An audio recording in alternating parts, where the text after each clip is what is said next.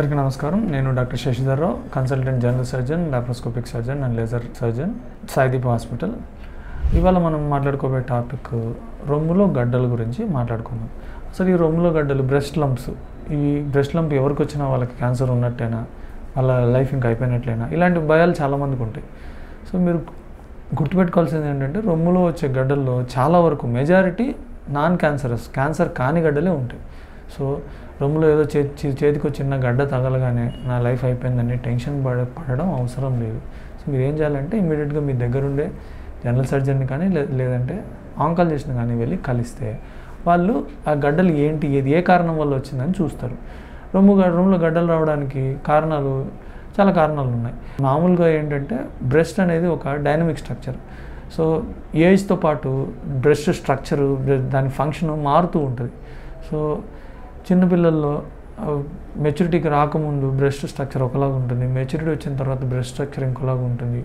Same maturity వచ్చిన తర్వాత పర్సన్స్లో కూడా మెన్స్ట్రల్ సైకిల్లో ఈ 28 days 30 days ఉంటే ఆ ఫస్ట్ హాఫ్లో ఒకలాగా ఉంటుంది, సెకండ్ హాఫ్లో ఒకలాగా ఉంటుంది. So breast is continuously subjected to lot of hormonal changes. అంటే బ్రెస్ట్ టిష్యూ ఏదైతే ఉందో శరీరంలో చాలా రకాల హార్మోనల్ ప్రభావానికి కంటిన్యూస్గా అది గురవుతుంటుంది, మారుతూ ఉంటుంది. కాబట్టి ఈ మార్పు పొందే సమయంలో చిన్న చిన్న గడ్డలు, స్ట్రక్చర్స్ గడ్డలు లాంటివి రావడం అనేది చాలా కామన్.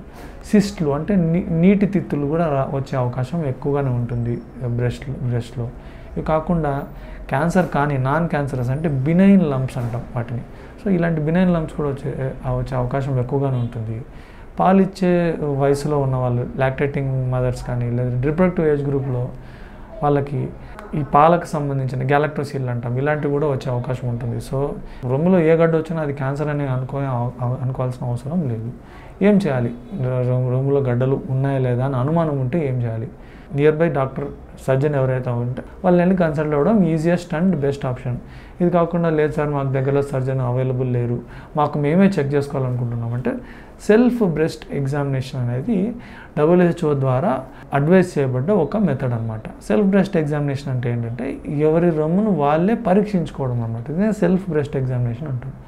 బెస్ట్ టైం ఏంటి, ఎప్పుడు చేయాలి అంటే మెన్స్ట్రేషన్ తర్వాత ఇనిషియల్ ఫస్ట్ 3 daysలో సెల్ఫ్ బ్రెస్ట్ ఎగ్జామినేషన్ చేసుకోవడం బెస్ట్ ఆప్షన్ అనమాట.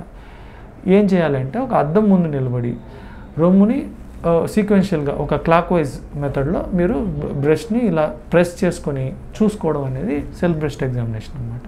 సో మీరు రొమ్ము ఇలా ఒక రౌండ్గా ఉంది అనుకుంటే దాన్ని 4 క్వాడ్రంట్స్ అంటే 4 సమభాగాలుగా విభజించుకోవచ్చు.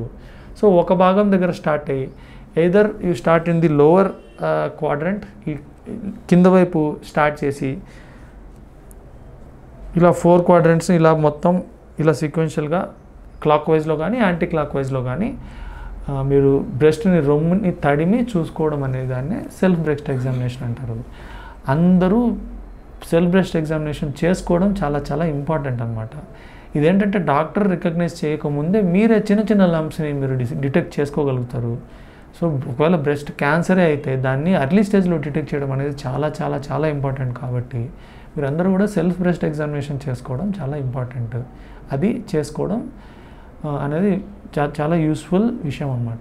దీని తర్వాత ఒకవేళ బ్రెస్ట్ లంప్ వచ్చింది, మీకు చేతికి లంప్ తగిలింది, తర్వాత ఏం చేయాలి? ప్యానిక్ అవ్వాల్సిన అవసరం లేదు. ఎందుకంటే ఇంతకుముందు ఆల్రెడీ చెప్పినట్లుగా అన్ని బ్రెస్ట్ లంప్స్ క్యాన్సర్లు కాదు. ఎక్కువ మెజారిటీ క్యాన్సర్ కాని లంప్సే ఉండే అవకాశం ఎక్కువ ఉంటుంది. సో నెక్స్ట్ డాక్టర్ని కలిస్తే డాక్టర్ ఏం చేస్తారంటే తను ఎగ్జామిన్ చేస్తారు. ఎగ్జామిన్ చేసిన తర్వాత దాని నుంచి ఒక చిన్న పీస్ తీస్తారు. దీన్ని ట్రూ కట్ బయాప్సీ అంటాం, ఆర్ పంచ్ బయాప్సీ అంటాం. ఈ ట్రూ కట్ బయాప్సీ చేయించి ఆ ట్రూ కట్ బయాప్సీ నుంచి వచ్చిన చిన్న పీస్ని వాళ్ళు మైక్రోస్కోప్ కింద పెట్టి ఎగ్జామిన్ చేస్తారు. ఎందుకు అంటే ఇది ఏ కణాల నుంచి వస్తుంది, దీంట్లో క్యాన్సర్ కణాలు ఉన్నాయా లేదా, వీటన్నిటి గురించి ఇన్ఫర్మేషన్ మనకు వస్తుంది. సో ఈ టెస్ట్ చేసిన తర్వాత దీంతోపాటు మ్యామోగ్రామ్, ఎయిదర్ అల్ట్రాసౌండ్ మ్యామోగ్రామ్ కానీ లేదంటే ఎక్స్రే మ్యామోగ్రామ్ కానీ depending on your age me doctor మీకు సజెస్ట్ చేస్తారు. ఈ 3 రిపోర్ట్స్ను క్లినికల్ ఎగ్జామినేషన్, పెథలాజికల్ ఎగ్జామినేషన్ అంటే చిన్న పీస్ తీసి పంపించిన ఎగ్జామినేషన్ ఫైండింగ్స్ ప్లస్ అల్ట్రాసౌండ్ కానీ ఎక్స్రే కానీ మ్యామోగ్రామ్ యొక్క ఫైండింగ్స్, ఈ 3టిని కలిపి చూసి మీకు ఫర్దర్ ట్రీట్మెంట్ ఏంటి అనేది మీ డాక్టర్ డిసైడ్ చేస్తారు. Thank you.